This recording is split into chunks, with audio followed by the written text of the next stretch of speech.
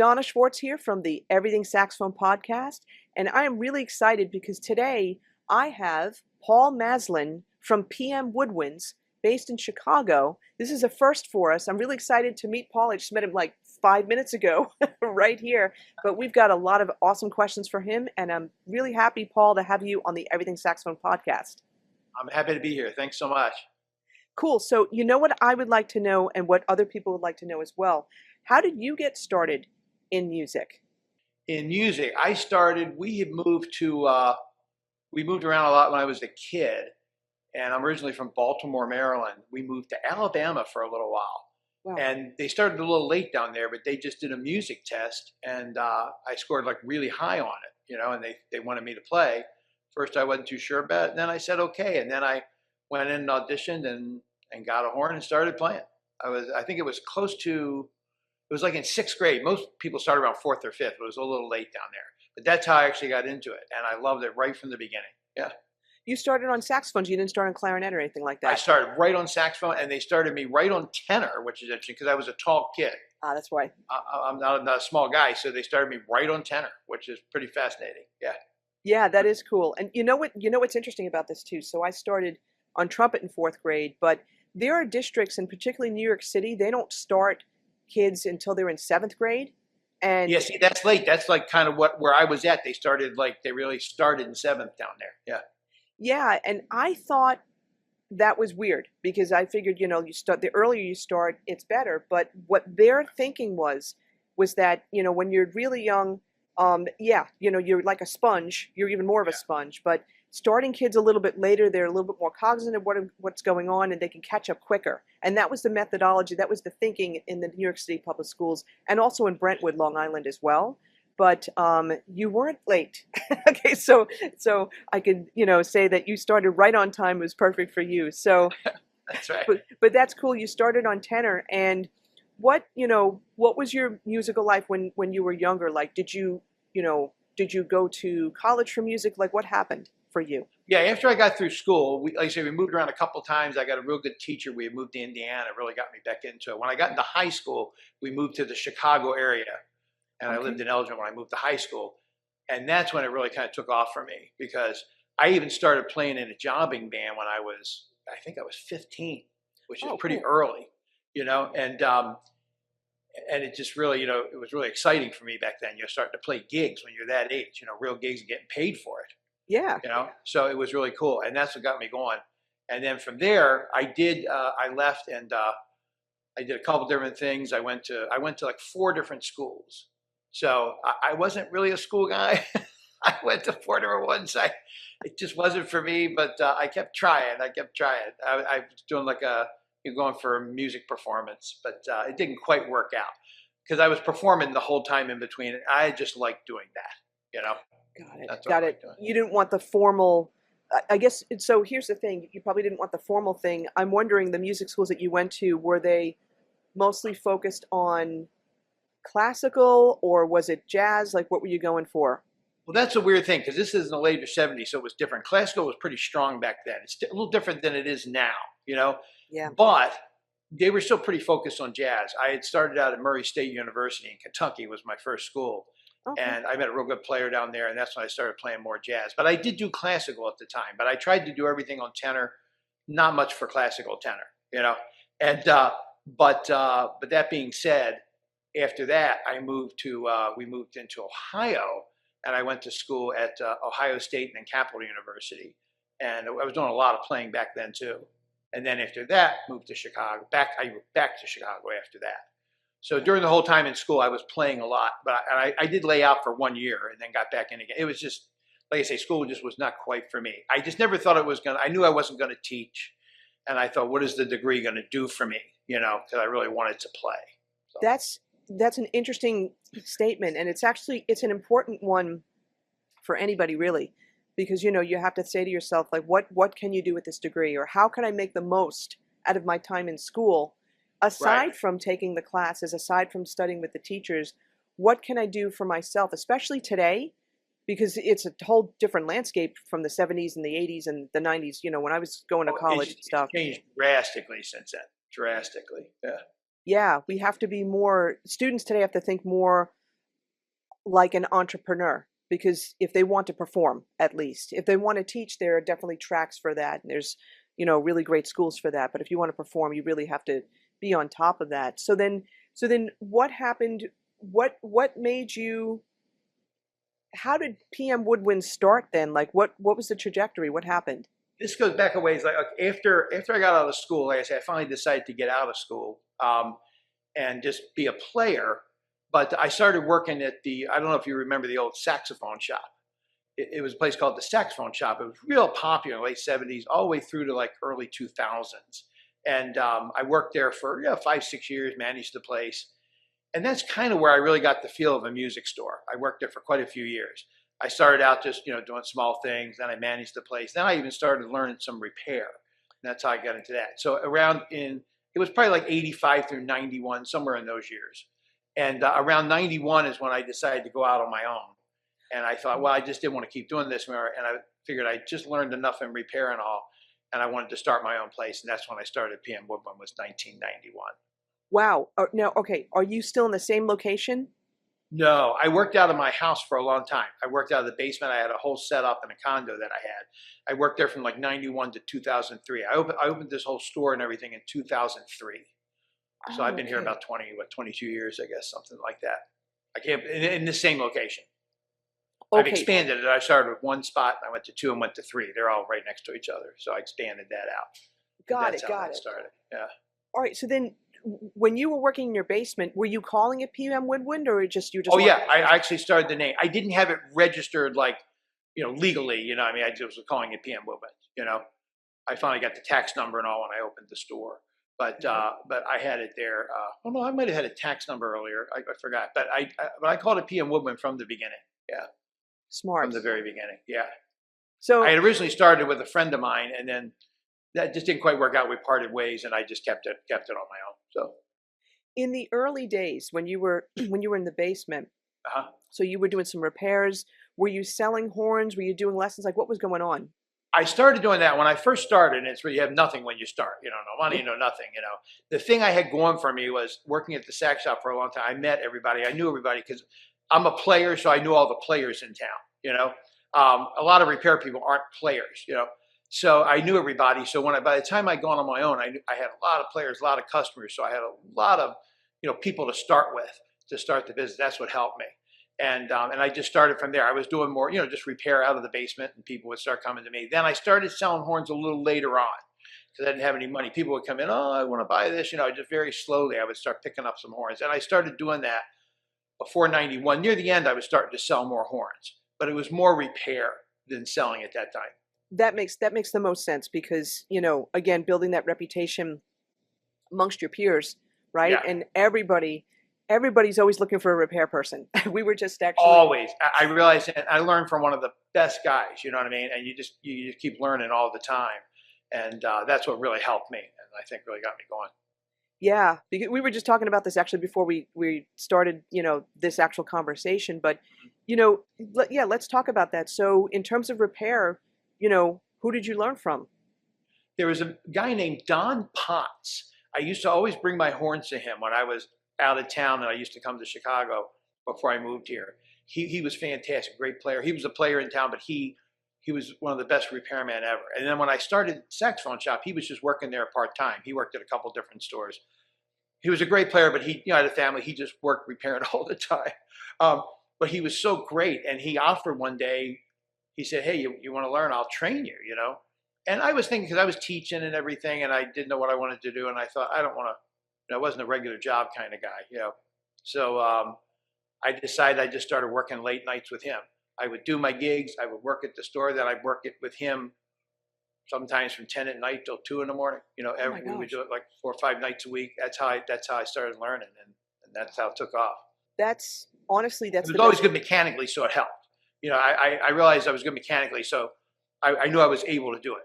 So that's one of the reasons. And so that's why I enjoyed it too, Yeah, I mean, and listen, that I think that's like the best way to learn. I remember on Long Island, there's a college, private college called Five Towns College, and one of the big things that distinguished it was that they used to have a repair degree. They used to have classes and a degree with repair, And they That's right. A lot of stopped. schools did years ago. Yeah.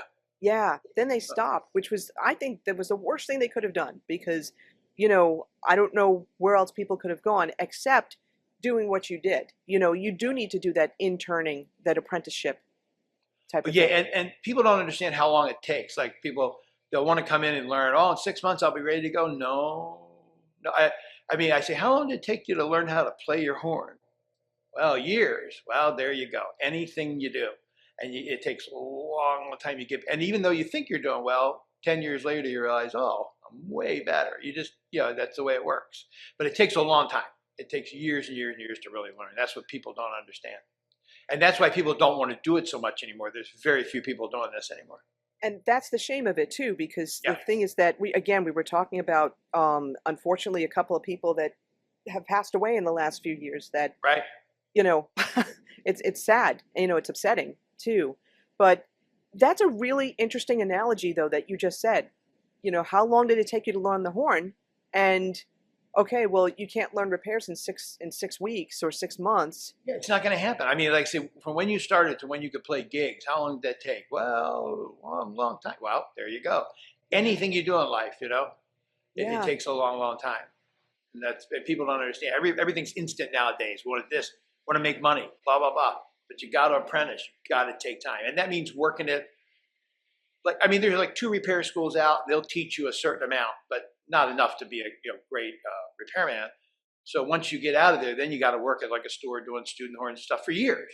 So you just get a lot of work under your belt. You know what I mean? A lot of just time, and then you study with somebody and get better and better and better. What do you think is harder to repair? Student horns, like stuff coming from schools, or professional horns? It's not necessarily harder. Student horns just take a lot more abuse. And Yeah. there's a different level, like with student horns, a lot of schools say, just get this working so we can get it out. You know what I mean? When you're dealing with a professional horn, in some ways they're better because they're just made better, but it depends on how much damage there is on a horn. But in that sense, probably professionals would be better. But again, I've seen things that things that happen to horns that are unbelievable. So All right. years ago, in 1 year, I had 2 people drove over their horns with their car. Yep. Yep. We just had someone in one of my groups that exactly happened to. Yeah, and almost anything can be fixed. The question is it worth fixing or not? But it's like, man, it's incredible stuff that happens. The saxophones. Okay, hold on. Let's talk about though. Someone drives over their horn in their car. I mean, Yeah. oh my God, how can you? I would just be like, I'm in shock right now. Like, how can you possibly repair something like that? It depends on how bad it is and how far they drove over it. Both these repairs that happened, it was weird. They were in the same year, like 2 months apart or something. Matter of fact, I got one over there right now. A guy was in a car accident in my shop. But this person drove over it and just stopped in time, but it crushed the tube and by the key. So, there's ways to do it. You got to pull the whole thing apart, use mandrels, bring the shape back in. It can be a huge job. If it's a Mark 6 or something, it's worth fixing. If it was a student horn or something, you'd probably just say no. It's not worth doing it. But certain horns are definitely worth fixing. And both of them actually came back pretty well. But both the guys stopped just in time. They didn't go over the whole entire thing, but they really crushed it, but just in a certain area.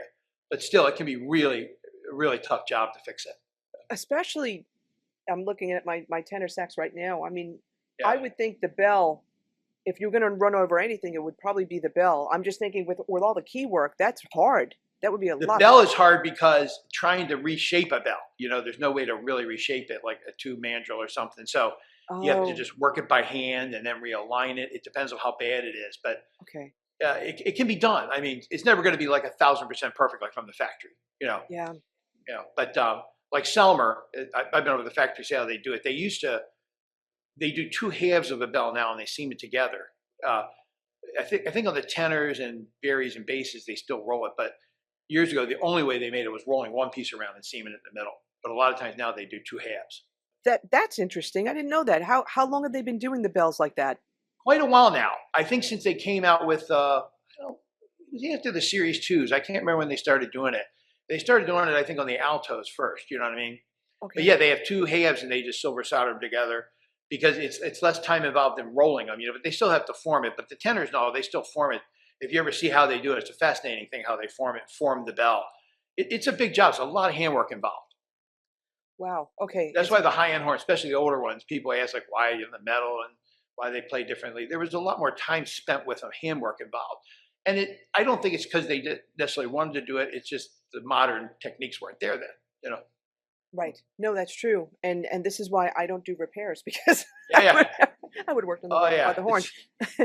There's a lot involved. There's definitely a lot involved with that. And you would answer my question too. You know, I mean, I would know that, you know, a student horn, you know, it may not be worth repairing if there's some really extensive damage, but you Right. know, when it comes to like Mark Sixes or high-end horns, then yeah, it may be worth it. But the thing though, you had said that those horns came back pretty okay, but are they really, you know, how close are they, or can you get, you know, that original sound back? You know, That's an interesting question because this is a crazy thing. I've had some people where they've had major damage and you fix it, they go, God, I like the way the horn plays better. And the weird thing is because the metal takes such a trauma and all the working of it, you know, I'm not a big person in like molecular structure, but it does change the way you play it. Horns play, you break them in the way you play like anything, you know, so, but when you're moving all the metal around and changing everything around, it flexes all the metal, changed it. So it does change the way things play. And sometimes it's for the better. It depends on where the damage is too. Closer to the top of the horn, it's a little more dangerous. The closer you get to the end, like if you destroy the neck, huge thing. If you crush the bow and round the bell on the bottom, it's a lot better. Different areas, you know, where the air goes through makes the way it plays. So it's like that can, you know, change the way it plays when it's fixed. But if it's really a good horn to begin with and you fix it right, it'll usually still play well. okay, you mentioned destroying the neck is really a bad thing. Talk It's one about of the worst that. things, you know. I mean, from the end on down, the mouthpiece most important, then the neck. You know? Okay, okay, but talk about that. Why? I mean, I have some ideas, but why is that? Because a lot of people, to be honest with you, I see people that they're not paying, you know, they're a little bit loose with the neck, so to speak. You know, they don't Right. regard it as highly as the rest of the horn. So, Right. can you talk about like why the neck is so important? Yeah, the neck. Like I say, anything close to where the sound is produced. You start with the reed and the mouthpiece. Most things, it's going to affect the sound more than anything. Your choice of mouthpiece, reed, how you play, you know. And then the neck is the next thing because it's where the air, it shapes the air and it sets the air that goes into the horn. So that's one of the things, and that's why people mess with necks so much. It's material and shape, everything. But if that neck gets bent or whatever, then it's never quite the same because the airflow doesn't quite go through the same, you know. And there's no magic formula why. People have asked me a million times, like they've measured every Selmer neck. We got all the diameters, the end, we've done volume measurements. Selmer was not that accurate. Like I said, I've been over there. Back in the day, they would make the necks, they would cut them off. Sometimes the angle would be a little different. They would bend them with, what they call it? I forget what it was called, but it was heated rather they freeze them now and bend them. So it was never an accurate thing. So it's just luck of the draw with a mouthpiece. You can make a million of them the same way. Some of them will play, some will not. Mm. And when you get one that plays and you bend it like that, it's never quite the same because it loses the magic that it had in it. And so, I guess the only remedy would be then, if like let's say you have damage to the neck, would be to replace the neck, right? Would be to replace the neck. You have to. It becomes a problem. Like I have ways of fixing them and getting them back pretty close. And sometimes we can get pretty good. And if you play them for a while, people are happy with them. But sometimes it is better to just replace the neck, especially with newer horns. But when you have an old Mark 6, got an 85,000 Mark 6 with a matching neck, pretty hard to replace that. That's what changes the horn. Yeah. What do people do then in that kind of situation? They either try to live with it, like say Michael Brecker, he was a good friend of mine. He had a thing where Oleg, his original neck, Oleg had talked him into doing some work on the neck, and which he probably, Michael, he said he tossed around the idea he was battling it for days because what Oleg used to do, he would like take metal off and stuff. He didn't like destroy anything; it would still play, but it would play differently. And he never liked the neck after that. So wow. He had, like people always ask why he had a silver neck on his horn. If you remember all like the last 20 years, he had a silver neck. It's just because one day in his travels, he found this silver neck in a store and bought it because he liked the way it played and he wound up just switching to it. So that he just had an extra neck that he liked. So he actually wound up swapping necks. Wow. Because it was never the same. And that's what people usually do, something like that. That's why it's good to have a backup neck, especially if you can find original Selmer necks. They're getting hard to find. And there's a couple good companies that make neck. Kimbach makes good necks, And I remember Stefan Boskin used to make great necks. So there are some out there that can really work. And that's actually great advice here too, as I'm taking notes as well. Yeah, to have a backup neck on you, because you never know. And so yeah, if you're ever traveling and you see something, just try them whenever you're there. You know what I mean? Even the best time to buy it is when you don't need it. Just try and go, oh, this is pretty cool. Then you have it. It's like a mouthpiece. You never want to not have some kind of a backup piece with you. that is true. And you remind me, so Kim Bach, but also Boston Sax Shop. Yeah, Jack has his necks. Now Jack is having his necks made overseas, and he has his, design put into them, right? But Kim is actually hand making his. They're both good necks, different kind of thing. Kim actually hand makes his though, and Stefan Boskin used to hand make his too. Same with Gloger, and it's really a lot to hand make a neck. You know what I mean? So that it's a little different thing. But yeah, Jack has really good necks at Boston Sax Shop. I actually have one of those, and I use it on my Mark 6 because it made it more responsive. I had someone actually do work on the neck, and I didn't know at the time, the original neck. And so the horn still plays great, but I feel a little bit more comfortable when I use Jack's neck on there. If it works better, and then you got to try them. Every neck works different on every horn, and Jack has a lot of varieties. He's making a couple other people. There's some Melissa Aldana was in a while back. I sold her a horn, but she had I forgot who it was. She had a neck made by somebody overseas that she really liked. I can't remember who it was. Well, somebody I hadn't heard of. So there are some other people making them out there. And this was another handmade neck, so. That's cool. No, that's good to know, and definitely some really good tips there for sure. So you know what we're talking, let's get a little bit more into repairs. And what I am curious about, for people that they're players, but maybe they don't know a thing or two or anything when it comes to repairs and stuff. What are some simple things that people can do on their own where they may not need to go into a shop, or maybe for a lot of people, we were talking about this before too, there isn't a shop anywhere near them. So they're far away from everything. Yeah. Yeah. So what are some simple, repairs that people can do? I've only known like two real simple. The problem is it's hard to do anything simply. Saxophone is such a complex thing, True. But there's two things that happen a lot that can screw horns up that make them not play very well at all, that freak people out, One of them is if the neck octave key gets bent. Like, here, I'll pull it off my own horn. I'll show you here. Like if, like the octave key on the neck here. I don't know is that close enough? I might have to stand up. But just the octave key. So this thing, if you jar the neck or bang it or something, these things can flex pretty easy. So what happens is, I'll see if I can get up a little closer here. Does that help a little? Can you see it there? Yeah, the sound's not as good though, so we're going to have you. We can see that. I'll leave that. How's that? Is that okay? I'll leave that. So there's a little space. I'll sit down here. There's a little space here between the octave key and the bottom of the where it touches on the horn tubing there. See? Got it. Yes. I don't know if you can see that in the picture. There always needs to be a little space there. When necks get jarred, they can rest right on here, or this octave key can sit open just a little bit. Whole horn won't play. Or it'll play, but it feels like it's got something stuck in it. And it drives people insane. They go nuts, you can't play the horn. And the fix is you have to learn how to do it, but you have to be able to hold this, don't put any pressure on the neck, and bend this key out a little bit. And get that space in there until you get to repairman. At least that way it would work. Hold on a second. You're saying, so I'm just going to pull up my Trevor James for 1 second. And so. And this is something you have to be very careful, but it's a quick fix. So let me see if I can lean. I'll pull the neck off the horn so I can show you how to do it here. Hold on. So you're saying though to bend this, when I'm pressing down the octave key, this is the mechanism that moves, right? So I'm just going to. So where the tubing hits the bottom of the neck here, right? It's part of the horn that presses the octave key up. Right.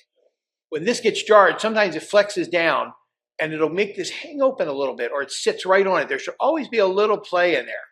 So if that happens, then the horn won't play right. So what you need to do, it's better to take the neck off the horn. Again, you don't want to put any pressure on the neck and bend it down. That's the worst thing you want to do. Yeah. So you just hold it here. Just put your hand on the end of the octave key. Okay. Like right here. Okay, like on this end. Got it. Okay. And then take this end and flex it forward a little. So it bends it away. Yeah. Now, if you go too far, Then you just have Like to. say you go too far and you got way too much space in there, you put your finger under here and just bring it back a little. Okay, This will flex a fair amount. It's stronger than you think. But that's an easy fix for that, and the horn will just play. And this happens a lot. I mean, I've had top pro players come in, horn's not playing. That's all it is. yeah, yeah. When I was Happens working a lot. when I was working in public schools, I had to fix that often. And your tip that's so important, you don't want to press down on the neck. This is really important. But Yeah, the dude, way and you that's the go other thing back- I always tell people too. The necks get bent so easily, tenor necks especially. And I always tell people, and it's always good to teach kids this from an early age, put the mouthpiece on with the neck off the horn. That way you Yes. can't bend it. Because natural thing is putting it on, you want to pull down and you just bend the neck down. That's it. Once it goes, you know? Yes, It's and the terrible. funny thing is that I didn't learn that until I moved out here to California, Yeah. and my friend Don, he works in Orange, Don Trimble, and he told me that, and I was like, what? I never heard of that before, and yeah, now I understand that. I never even heard of pull down before. Oh yeah, the tenor necks get bent so easy. Alto neck, I just had an alto neck came in crushed, but the tenor necks bend so much easier because of the big curve in them. You know, they're just less strong. You know? Can you explain to people, like we're talking about, they're getting bent or pulled down? What exactly is that? What happens is once the neck gets pulled down, like you say, it's got a normal shape. It goes like this a little bit, comes up at the end. So you're putting the mouthpiece on, and you just naturally want to pull down as you're doing it, and you just kind of pull down on it while you're doing it, and all of a sudden the brass gives. Brass is soft. It gives, and it goes. It goes too far. Then the metal breaks. It has a point where it just gives. Then all of a sudden you get two creases on the side of the neck. It actually breaks and goes down, changes the shape of the neck. Now you can pull it back up and get that back, and I got ways of doing that. But that's once it changes, it's a little weird after that, you know? Okay, this is important, and I'm writing a note for myself too. Yeah. So if people are looking at a horn to buy, the used one, they will want to look at that neck and look for those Exactly, two creases, right? You can usually see, it depends on, like Yamaha, a lot of the new horns have really strong lacquer. You can't see it as much sometimes.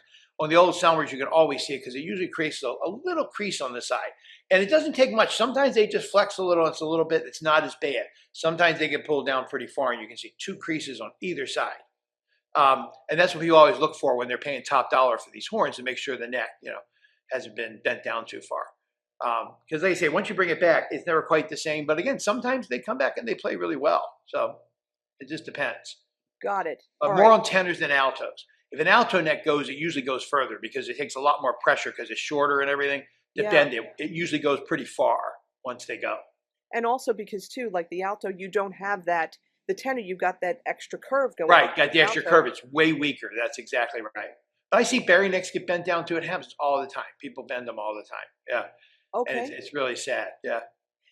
I had Steve Goodman on the show for a couple of times, and he was talking about the importance of the neck in terms of like intonation and how each spot in the neck can determine, like, it matches on the horn in terms of the notes there, and how like intonation is perceived. I don't know if you've heard the same thing, or your thoughts on that. This is where I was saying, I think, and again, I'm not taking anything away from anybody. Everybody has their own theories and what they believe. Just from a playing standpoint, like I was saying, when I watch how the necks are made at Selmer and all, I don't think it's that complicated. Like, I mean, it's got the basic shape in it. Like I say, we don't know why some necks play well, sometimes they don't, but all that makes a difference, the shape they're going through. So once it gets bent, I don't know how you'd ever figure out, every little thing, or whether this section makes a difference here. I think it's basically the whole neck, like, or mouthpiece, like I say, plays or it doesn't. That's what I think. I think some things on the neck, like changing the end of it, like if you change it, make it bigger or things like that, that can totally change the way it plays. The end where the mouthpiece goes on. Certain Yeah. things like that make a huge difference. Okay. But it has to be good from the get-go. Yeah. Just like a mouthpiece, got to be good from the get-go. Yeah. No, You're for like- sure. And let me ask this question too. So, and this was weird for me to experience as well. Like, I never had this problem until much later. But I figured, hey, every mouthpiece will work on any horn. It shouldn't be a problem. But back many years ago, there weren't that many mouthpiece choices. Right. And if you had, like, I have a vintage Mark VI, and the interesting thing when you think about it is that there's incredible mouthpiece makers, but the thing is that maybe on some, at least what I've experienced, for some vintage horns, some of the modern mouthpieces don't work so well on that. On the older horns, I mean, it just depends. You can make almost anything work on it, but they play different. Like a lot of these mouthpieces were designed to have, like back in the day, especially 30s and 40s and all. And people played, you know, they weren't using microphones. Everybody played differently. You know, and most tunes were in flat keys as opposed to sharp keys. Everything was different, you know. Yeah. And those mouthpieces did work well on those horns. And you can take a modern mouthpiece and make it play on any horn, but it will play differently, you know. Yeah. Like if I take I have this mouthpiece I have is a Sterling Silver Bobby Dukoff mouthpiece that he made for me, and quite a while ago, and I can play that on like a con or anything I do. But if I take a link, like if I take a link and put it on there, it's going to sound totally different.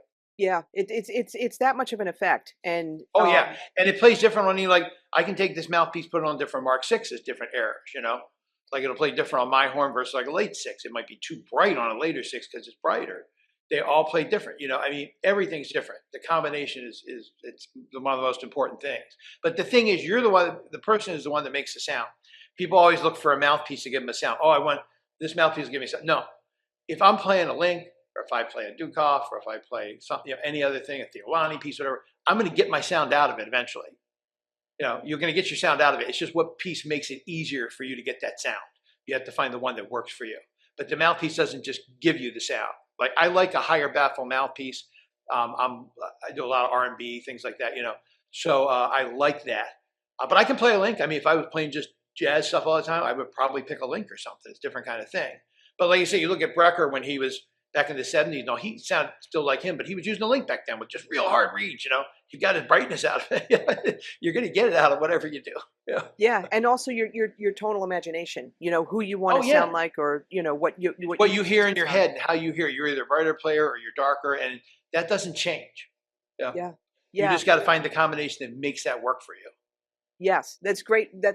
Great words of advice for sure. And I want to bring this back too. So we had that one simple repair tip that happens all the time. The octave key. What's the second simple repair? The second one is the G sharp key.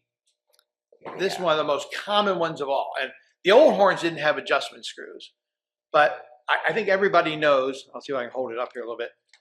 There's a bar here that goes between like the F key and the G sharp key here.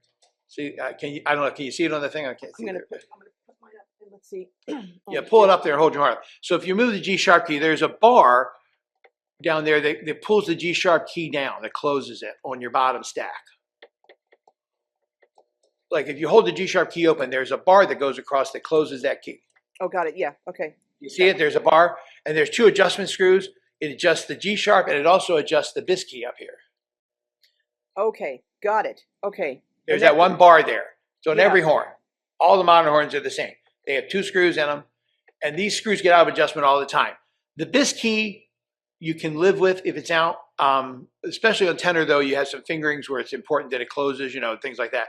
But you get through a gig or something. But if the G sharp isn't closing, and this is the most common one, okay, and sometimes you don't even see it. You have to play the horn to see it. Can look, you can have a leak light in there and it looks like it's closing.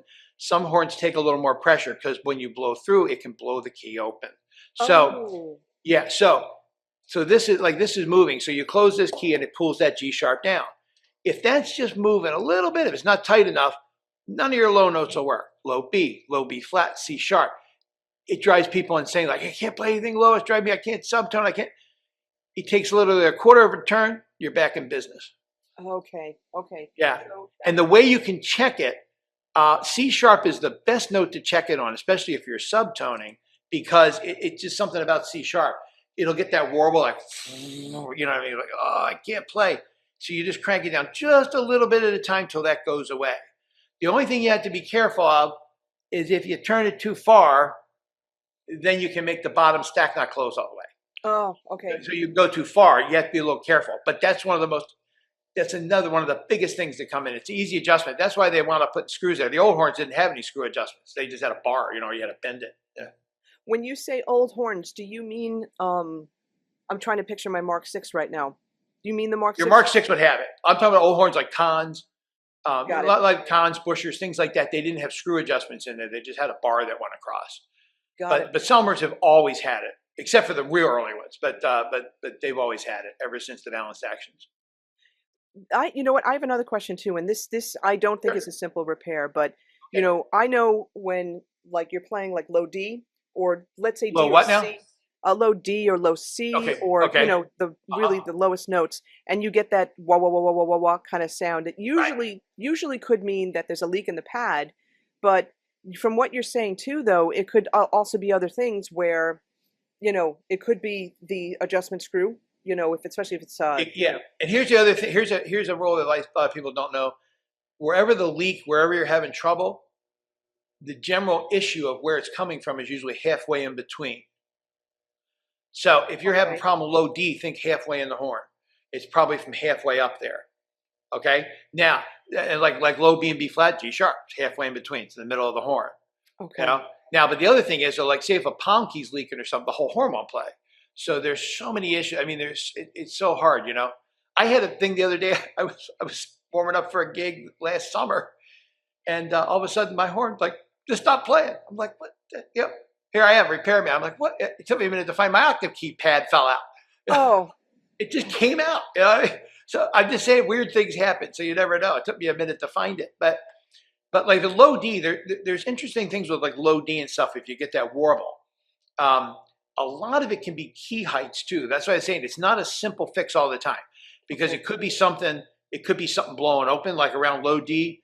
Just if your low side B flat and C aren't strong enough, they will vibrate open. Like you can touch them, they'll just blow open. If you're putting air through the horn, you touch, you go, oh, it's moving. Or side F sharp affects low B flat, you know. And then on alto, low E flat affects low B flat. It's different on each horn. But if keys blow open and the springs aren't strong enough, it changes everything down low.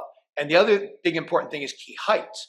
Like if your low D on, especially on tenor or alto, is really tight and stuffy like that, you've got another real simple fix. People don't understand. Low C is just way too low.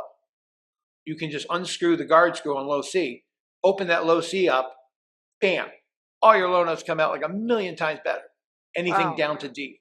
Yeah, simple things like that. Key heights are super, super important on a horn. Bell key heights and the key heights of the stacks. I mean, and every horn's a little different, but if the key heights are too low in the right hand, low E and F won't play right. And it can be like Selmer has a problem with altos. High C has a flutter, and you have to have the keys open enough to do that. Every horn's different though, is the thing. Some horns play better at certain heights, but they need to have a certain opening to really play well.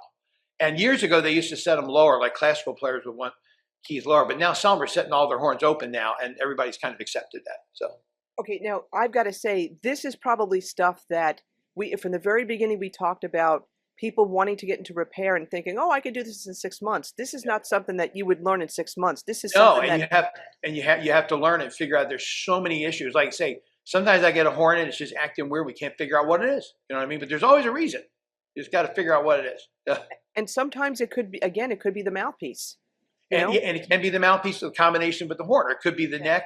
And sometimes horns just have issues. You know what I mean? Yeah. And like, I mean, Selmer for a period, 150, 160,000 horns and stuff, they had a period where like around low E and F, it was real tight and stuffy. We have a tool that we made that can change the end of the neck. And again, you have to be very careful how you use this, only on if it's a problem, because you don't want to take a good neck, you know, you can ruin it. But it can immediately free that up. I've had people go, oh my God, you know what I mean? They had a horn, been playing it for years. So there's all kinds of different, there's so many issues it can be. It's not a quick fix sometimes, you know? Yeah, no, for sure. And this is something that, you know, I've definitely learned just in the short time that we're talking. And I've got to ask this question. I didn't even think about it until now. Yeah. I remember I was teaching in public schools for, you know, quite a while, but I remember in the early 2000s how all of a sudden there were some very, very cheap horns coming from China. Like they'd be selling them in Costco, Price Club. Yeah, right. I remember those. They're And the still kids, out there. They're still out there.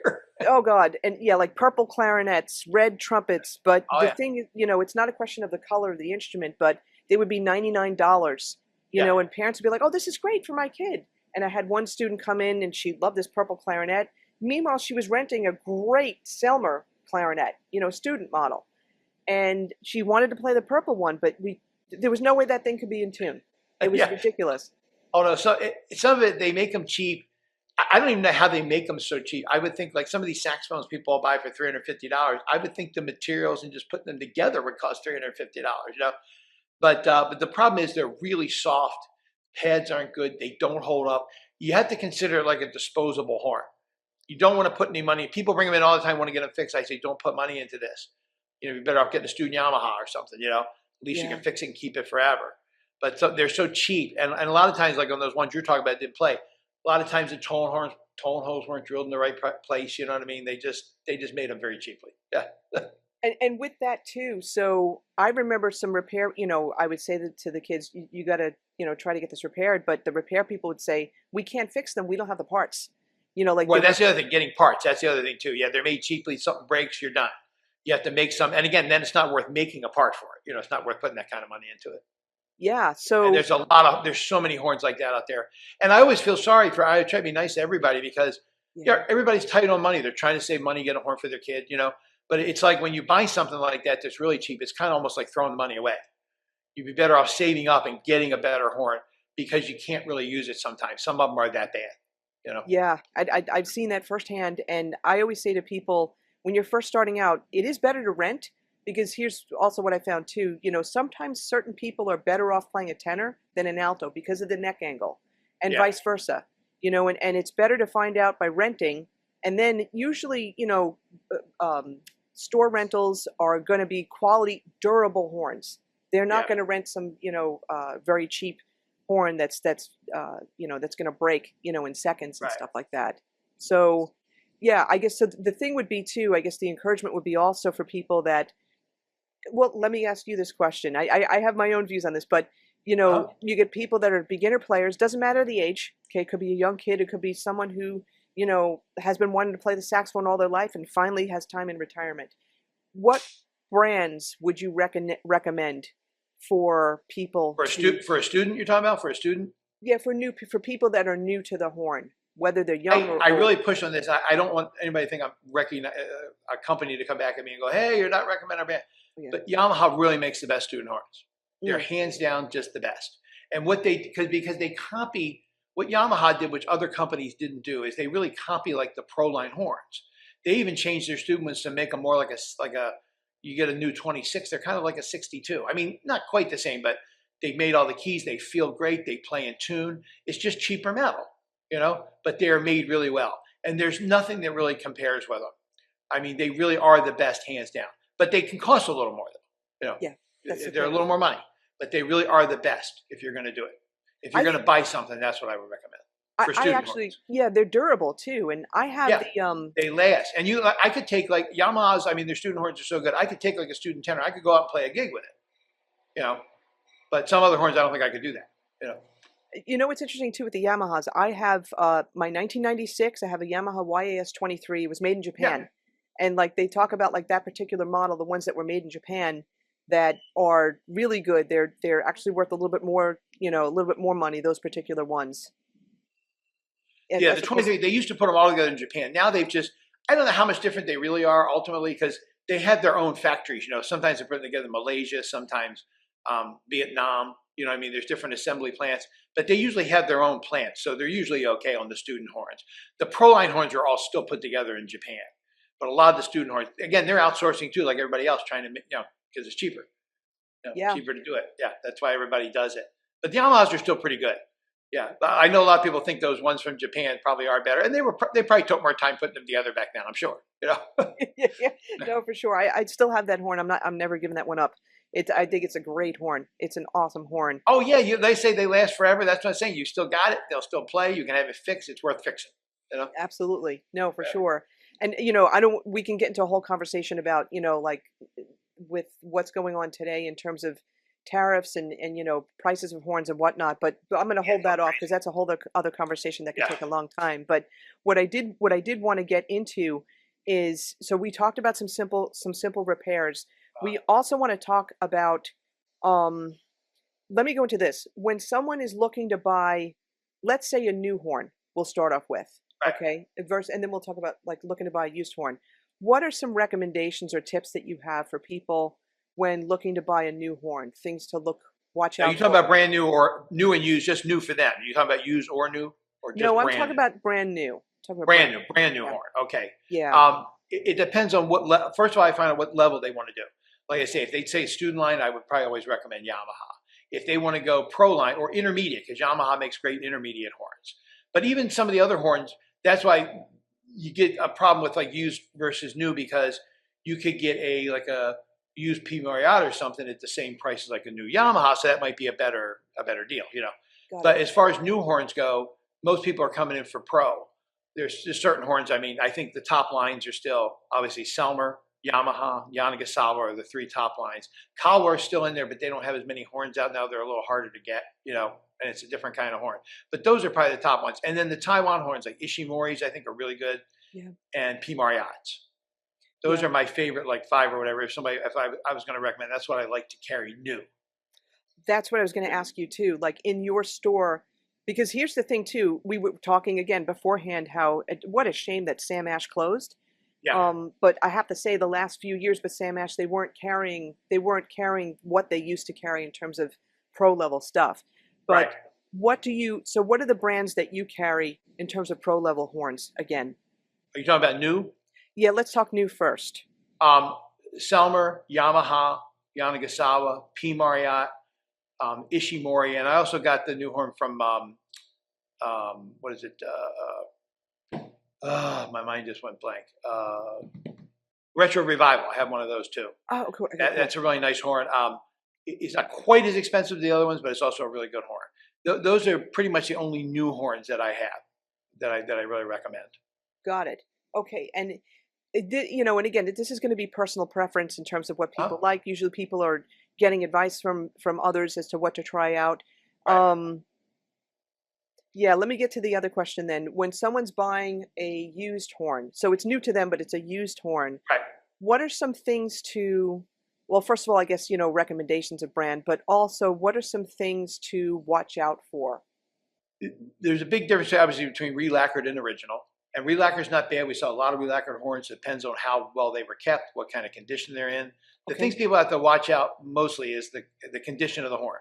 What kind of shape is it in? How well has it been kept? Is it a solid horn? You know, and like again, like we were talking about before, has the neck been bent or not? There's issues like that, and how well is it set up? You can have a great horn that plays terrible because it wasn't set up right. You know, so that's what you have to look for. But I mean, that's why it's always hard buying from somebody unless you know who it is, because you don't know when people order on eBay, they get a horn, it's nothing like the person said it was. You got to be careful. Like they get a horn, oh, this horn's all ready to go. Guy gets a horn in, I get it. Guy brings it into me. I'm like, well, where'd you get this? You know? Oh, the guy said it was perfect. You know? No. So, and not all the time they're lying. Sometimes they don't know. You know, but you got to be very careful who you buy from. That's the big thing. You never know. Okay, then let me ask this question also, and how much this matters. You see on a bunch of horns, you see some spots of green, you see some spots of Yeah. pink, the pink rot. Can you talk about that and how bad is that for the horn, or does it really matter? It just depends on how bad it is. Like the pink stuff you see is not bad. Pink doesn't happen on the newer horns. The older brass was a little different. If you notice the older horns, like older sixes and all, they can got to get a pink look to them over time, where the lacquer wears off. It's something I think I'm not 1,000% sure. It might be how some of the copper comes out. If you took a little brass one and rubbed it, it would just come right off. Okay. People a lot of times, oh, it looks kind of rusty. It's like a light brown or pinkish color. No, it's just the way the brass is aging. That's normal. The new horns don't age that way, though. You won't see a new horn if there's no lacquer. It won't age that way. But the green is like just from wet, and green can build up on brass when there's no lacquer. Okay. Now, the only time that's dangerous, surface stuff is fine. It happens from dampness. The main thing is to clean it off every once in a while. You might have to get the horn dipped. If it gets really thick and it stays on there a long time, it can actually pit the metal and eat through it. That's when you have to be careful. Okay. So if you got a horn that's really green, you need to get it cleaned off. Okay. And so when some companies have like raw, like the Right. raw brass, right? So you're going to see more of the pink on that too, I would think. Not as much pink you'll see, because like I say, new horns don't go pink as much, but you'll see green as it Okay. ages. Yeah, when you have no lacquer on there, and depending on how wet the player is in a damp environment, it can start getting green. And that's what you have to really worry about. Now, a lot of these companies will put like a coating on there sometimes too. They can have brass with lacquer over it, but the ones that are actually bare brass, they'll do a treatment so it looks like a little different, but still bare brass. But the main thing you have to worry about is anytime you have bare brass is the fact when it gets wet and you get green buildup over time. That's the only thing you really have to worry about on bare brass. So you just have to wipe it down and take better care of it. But the horns play great having no lacquer on them. Interesting. So let's talk about that for a second. No lacquer versus lacquer. Yeah. Like, people, some people don't even know anything about that. So what are your impressions when it comes to that? It really depends on how the horn plays. Like, I mean, my Selmer has the original lacquer, plays great. I wouldn't take it off. I've stripped horns for people. Anytime you take lacquer off, it's going to make the metal vibrate better. Like Selmer uses a cellulose lacquer. They spray it on. It's not as strong. It'll burn. It'll come off easier. Whereas Yamaha and most of the newer companies use like an epoxy-based lacquer. They bake it on, or it's really strong. It stays. I mean, it's made to last. Lacquer's on there basically just to protect the horn and make it look really nice. But it does change the way it plays, just like plating. Like plating is thinner than lacquer, but it's heavier. So it's like it vibrates differently. So everything does make a difference. I mean, the horn is good or not. So if you take a great horn and you strip it, it's just going to vibrate better. And that's why a lot of horns have no lacquer. I mean, all the original Adolph saxes and stuff never had lacquer on them. They didn't start putting lacquer on until Kahn did the 20s or 30s. I can't remember when it was. A lot of those horns were always originally with no lacquer. And lacquer just came out just to protect them and make them look nice. Cool. That's really good to know for sure. All right, now I want to get back to PM Woodwinds, and let's first talk about the types of things that you have in that store. And I will say this too, Greg Fishman also it does teach some lessons there. I don't know if I don't think he's in Chicago year round. I think he goes down to the Phoenix area. No, he's back in now. He's been back in for like the last 3 years. He's here now. He's back. He is. So he's not. Oh, I didn't know that. Okay. No, he's not out in Phoenix anymore. Yeah, they're not out there at all anymore. So. Oh, okay, got it. Yeah, it can get pretty hot down in Phoenix, but yeah. So if you guys, if you don't know who Greg Fishman is, I did an interview with him. Oh gosh, one of the earlier episodes. You got to definitely catch it. In fact, I'm going to write myself a note to make sure we'll put the link for that episode in the show notes. But Greg is the guy.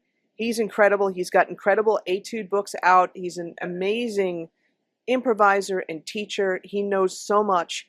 And it was funny because when we spoke, I think on the phone or something like that, he was in the shop. Yeah, he said say hi to you. Yeah. That's cool. That's awesome. Yeah, he's a great guy. I met him at NAMM a number of times too.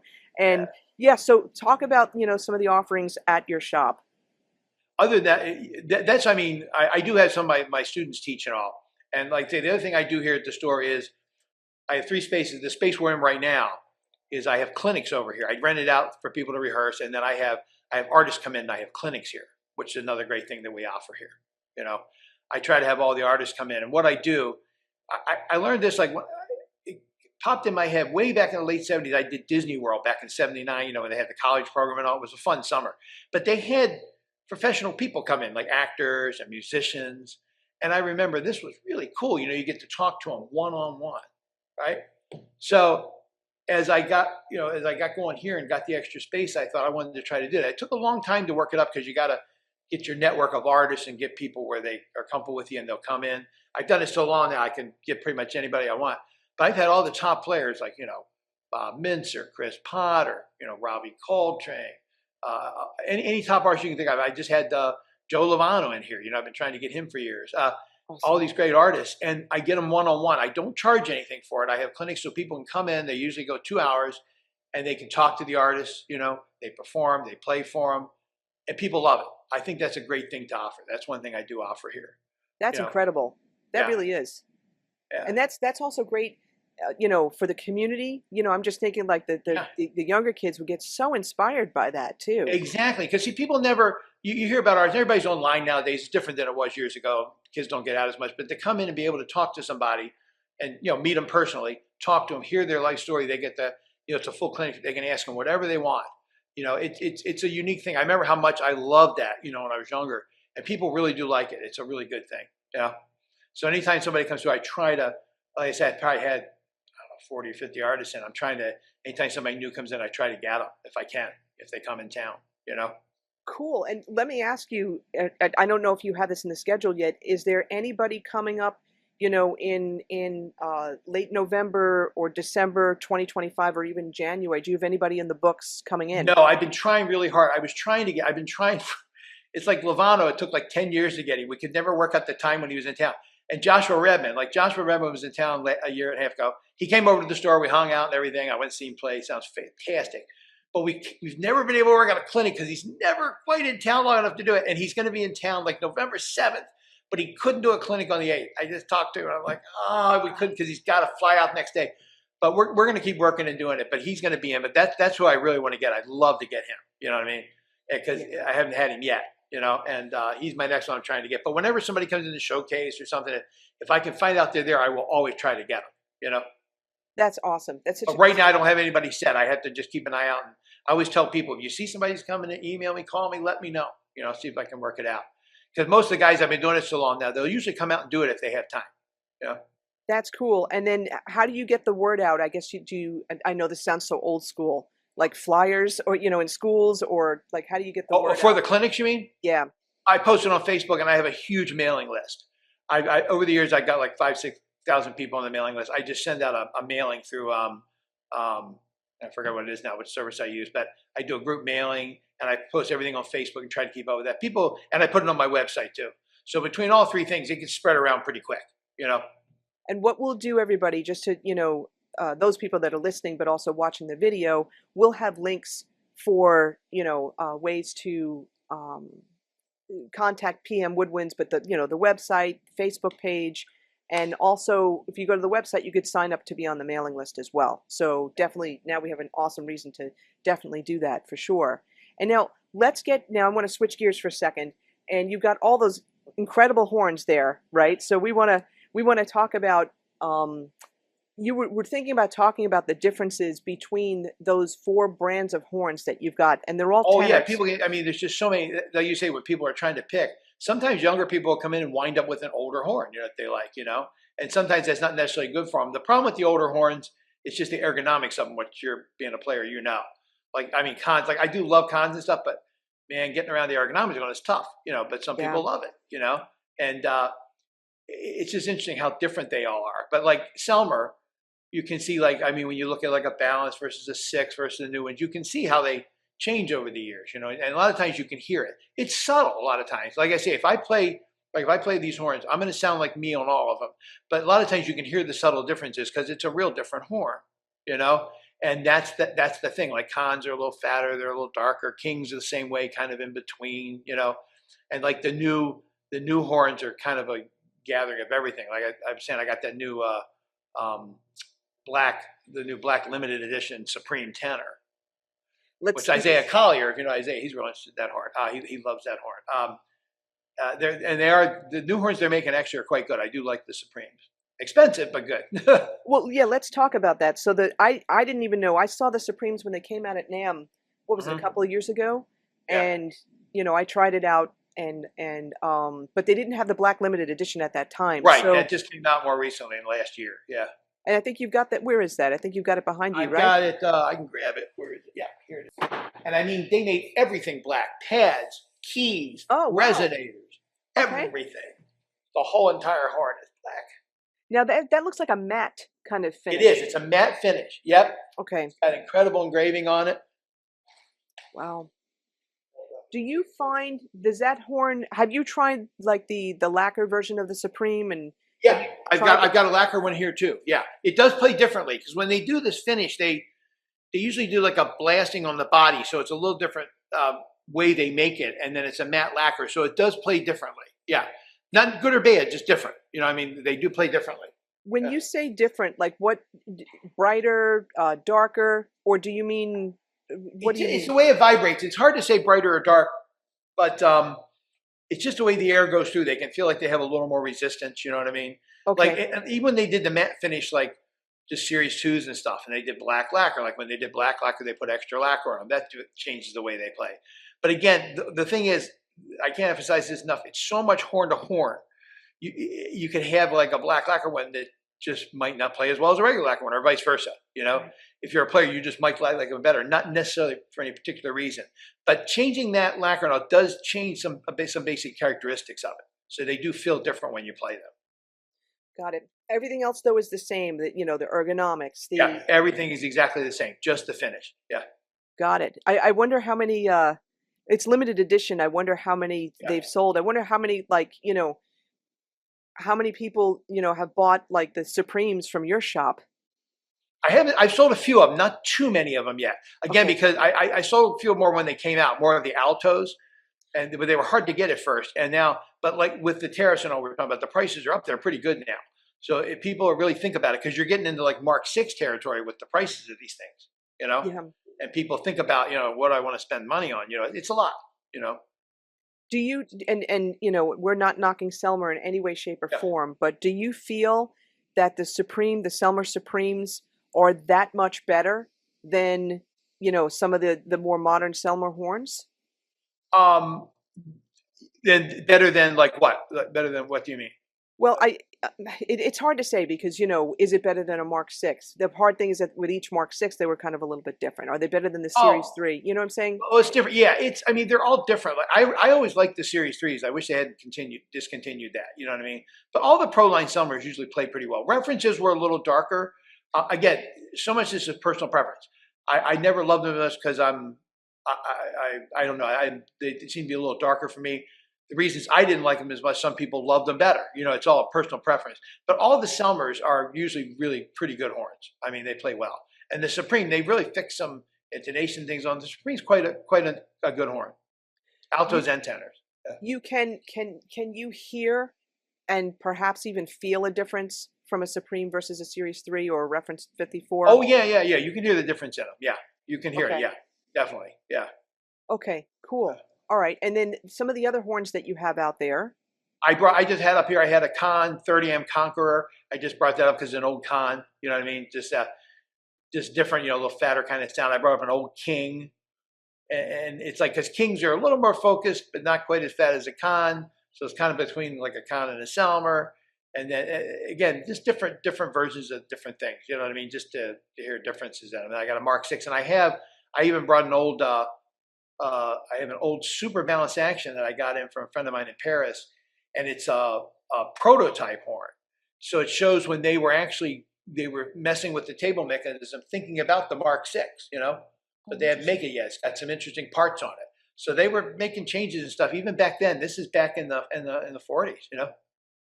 Wow, that actually is really cool, when you Yeah. think about it. And Oh yeah, I mean, it's weird when I haven't seen something. When this came in, I hadn't even seen that. I'm like, wow, I've never even seen this table mechanism. That's the wow. only one I've ever seen. So Yeah. And I guess the other thing too would be, you're located in Chicago, right? So uh, I know that there's some stores, where is it? Schmitz, I think that's Minnesota.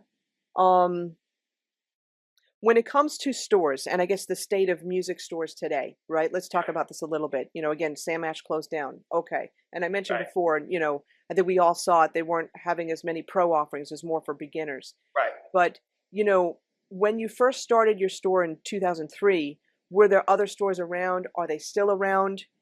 Yeah, most of them are gone now. When I started, there was a lot more stores out there, and I would say probably 70, 80% of them are gone. And a lot of them merged. Like a lot of the big stores here in town, like Quinlan and Fabius, they bought a lot of the other stores. You know what I mean? And but I'm like a different type of store than them. They have like different locations, like Sam Ash did. They do a lot of rentals. But as far as smaller stores like pro shops and stuff like that, it's almost non-existent anymore. There's so few people that do this. It's good for me in some ways because I'm one of the few places that has all this stuff. But it's bad that nobody can go anywhere and get anything. It's Yeah. there used to be way more places, but and like I say, all the repair guys, a lot of them have died. They're gone. It's a whole different world out there. Yeah, there's not many stores out there anymore. So then okay. Like one of my biggest concerns when I moved from New York to Los Angeles is like, oh my God, I got to find a repair person. and Right. a good repair person and a good dentist. That's so important Yeah. when it comes to Yeah, I playing was just at the instruments. dentist. Yes, that's very true. It really is true, guys. Your teeth, very important. But I was really panicking because, I had people that I went to in New York, I knew who to go to. Right. And that was a while ago now, and I've seen how it's gotten harder and harder. I mean, I go to Long Beach Woodwinds now. We were talking about that before. There's some great repair people there. There's Manny's at the Horn Connection as well in Hollywood.